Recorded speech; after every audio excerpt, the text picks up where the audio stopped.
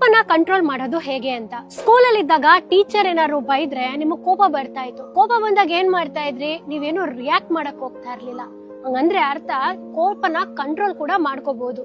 ಕೋಪ ಬಂದಾಗ ಒಂದು ಮೊಳೆ ತಗೊಂಡು ಗೋಡೆಗೆ ಹೊಡಿರಿ. ಕೋಪ ಹೋದ್ಮೇಲೆ ಆ ಗೋಡೆಯಿಂದ ಆ ಮೊಳೆನ ತೆಗಿರಿ. ಕೋಪ ಬಂತು ಹೋಯ್ತು, ಆದ್ರೆ ಆ ಮೊಳೆಯಿಂದ ಗೋಡೆ ಒಳಗೆ ಉಂಟಾದಂತಹ ರಂಧ್ರ ಹಾಗೆ ಉಳ್ಕೊಂತು.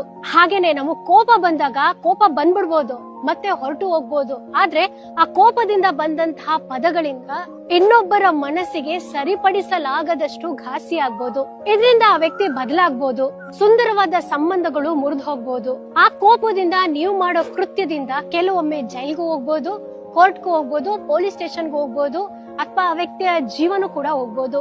ನೆಕ್ಸ್ಟ್ ಟೈಮು ಕೋಪ ಬಂದಾಗ ಇದನ್ನೆಲ್ಲಾನು ಕೂಡ ನೆನಪಲ್ಲಿ ಇಟ್ಕೊಳ್ಳಿ. ಕೋಪಕ್ಕೆ ಬದಲಾಗಿ ಮೌನವಾಗಿರೋದಕ್ಕೆ ಪ್ರಯತ್ನ ಪಡಿ, ಅಥವಾ ಜಾಗದಿಂದ ಹೊರಟೋಗಕ್ಕೆ ಪ್ರಯತ್ನ ಪಡಿ. ಕೋಪನ ಬ್ರೀತಿಂಗ್ ಟೆಕ್ನಿಕ್ ಇಂದ ಕಡಿಮೆ ಮಾಡ್ಕೊಳ್ಬಹುದು. ಡೈಲಿ 10 ನಿಮಿಷ ಆದ್ರೂ ಭಸ್ತ್ರಿಕಾ ಪ್ರಾಣಾಯಾಮವನ್ನ ಮಾಡಿ. ಒಂದೇ ರಾತ್ರಿಯಲ್ಲಿ ಮಿರಾಕಲ್ ಆಗ್ಬಿಡಲ್ಲ. ನಿಧಾನವಾಗಿ ಕೋಪದ ಅರಿವು, ಆ ತೀವ್ರತೆ, ಆ ಫ್ರೀಕ್ವೆನ್ಸಿ ಕಡಿಮೆ ಆಗ್ತಾ ಬರುತ್ತೆ. ಇದ್ರ ಜೊತೆಗೆ ಉಪ್ಪು, ಖಾರ, ಹುಳಿನ ಸ್ವಲ್ಪ ಕಡಿಮೆ ತಿನ್ನಿ. ಸಾಧ್ಯ ಆದ್ರೆ ವಾಕು, ಮೆಡಿಟೇಷನ್ ಏನಾದ್ರೂ ಮಾಡಿ. ಈ ರೀತಿ ಬದಲಾವಣೆ ಮಾಡ್ಕೊಳ್ಳಿ. ಕೋಪ ಬರುವಂತಹ ಸ್ನೇಹಿತರಿಗೆ ಶೇರ್